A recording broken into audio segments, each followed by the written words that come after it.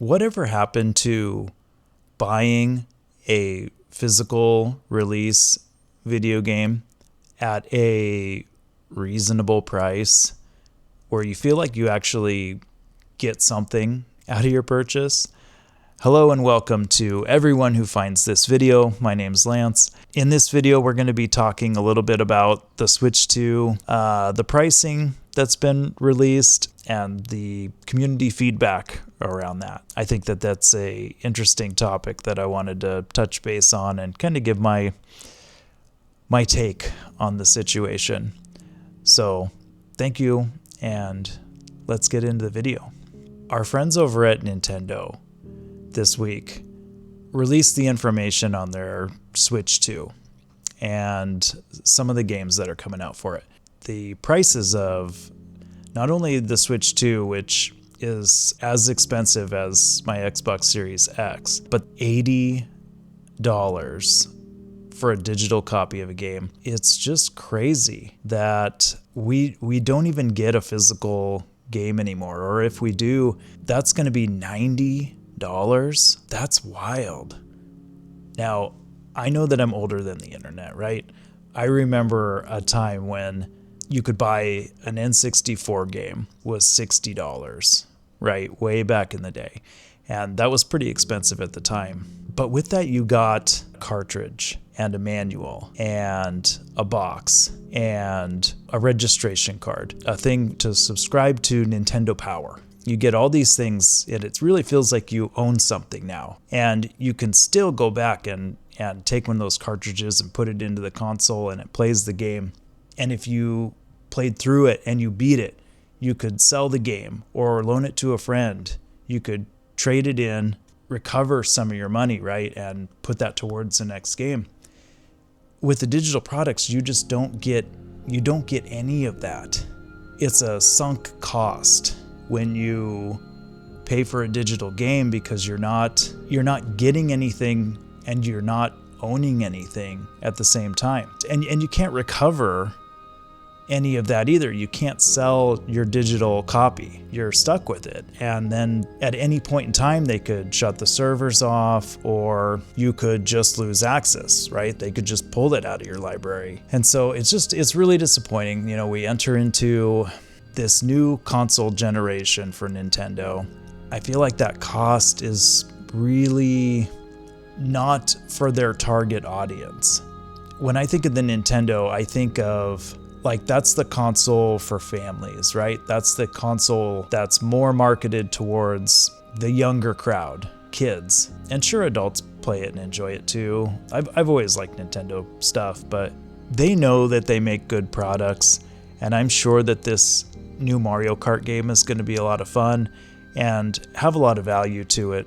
But the fact that the cost is so, it just seems like it's a lot. $80 for a digital download, because you know, if they do it with Mario Kart, they're going to test the water, and they're going to do it with the next game. They're going to do it with the next Mario game. They're going to do it across the board, and all the other game companies are going to follow too. I mean, we all kind of see what's going to start happening, right? And it's just, I don't know, it's just disappointing. Thinking back to where we were at when you actually bought and got a physical game, you could still go and put that game in today and play it 30 years later, right? It's just weird. It's just weird to me. And I'm sure that the console and the games might still sell really good, but if you don't like the price of games, you don't have to participate. You don't have to pay the prices that they're asking. I've always subscribed to the idea of vote with your wallet. I remember a video a decade ago when they were really starting to put microtransactions and loot boxes into games. And I remember someone on YouTube saying, vote with your wallet. And, you know, if we don't stop paying for this stuff, if we don't stop consuming, then it's just going to get worse, and they're going to put it into more games, and it's just going to escalate exponentially. And that's exactly what happened. Everyone kept participating.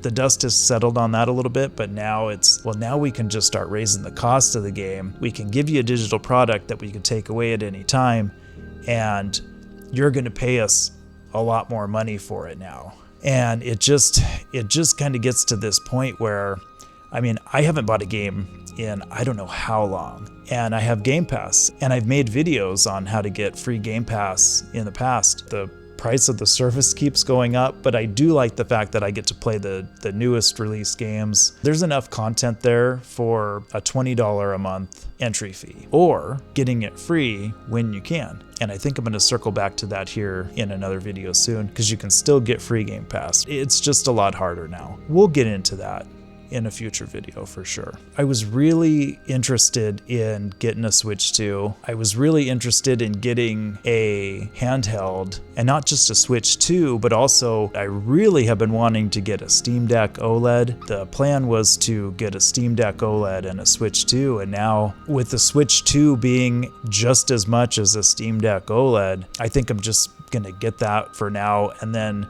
see what happens with the pricing of the Switch 2. Because I am really interested. Mario Kart is a game that I do have a lot of history with, going all the way back to the Super Nintendo. And I do play a lot of Forza. Mario Kart World, I hear, is a blend of Forza and Mario Kart, and so that looks really interesting. Something that I do want to play. So I guess we're just gonna have to wait and see what happens with the price on that. I definitely think we should vote with our wallet though.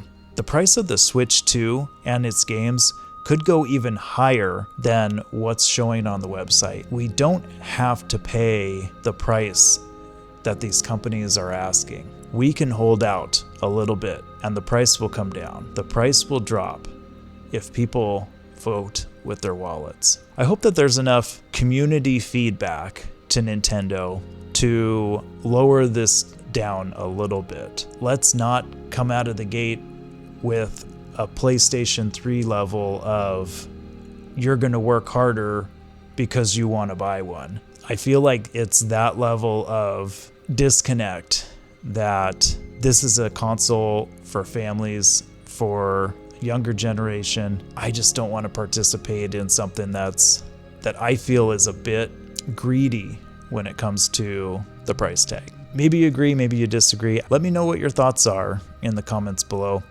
I'd be interested to see what others feel about this price situation with the Switch 2 and the games.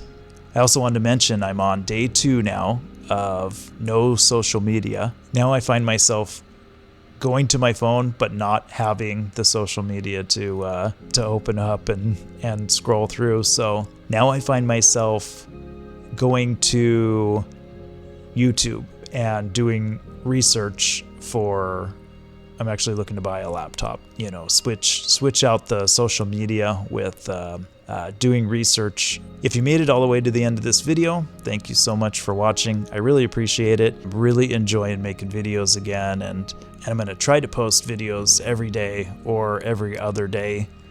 Still working out the schedule on that, but I do appreciate you being here. If you like this video, leave a like. And if you want to follow along, don't forget to subscribe. And I will see you in the next video. That's all for now. Take care.